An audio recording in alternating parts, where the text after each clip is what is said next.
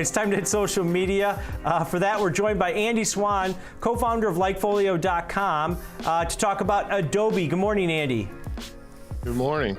All right, so what are we seeing out of this cloud-based, now fully cloud-based company, Adobe, and they're running with subscriptions across all their products. What are we seeing out of LikeFolio on Adobe?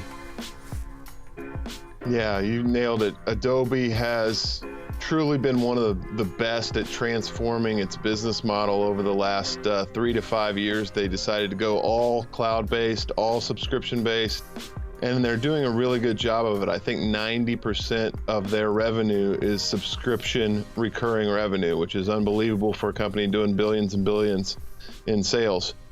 Well, LikeFolio, what we look at, are mentions of people saying that they're downloading, installing, or purchasing an Adobe subscription for the very first time. We call those consumer purchase intent mentions, and you can see that in the green line on the chart right now.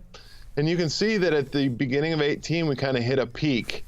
That is correlated nicely to a peak in the stock and a pullback in the stock over the, with a 4-month lag. If you put that on there, it looks really good.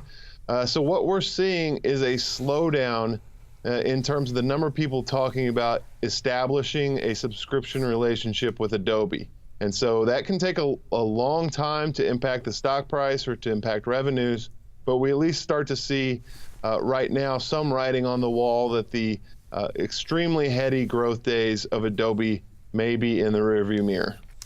Andy, when I look at this chart I look at Adobe, I'm trying to picture, is this competition? Is this saturation? What is this exactly that's causing this drop off?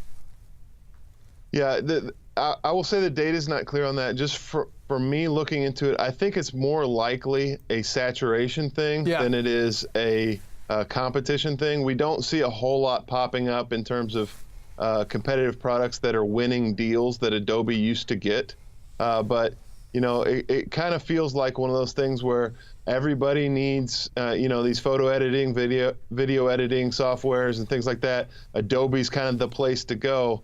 But that shift to subscription revenue and cloud-based is taken 3 or 4 years to fully maximize that. But it looks like we're at least getting close to full maximization of that business model. And now it's all about the upsell.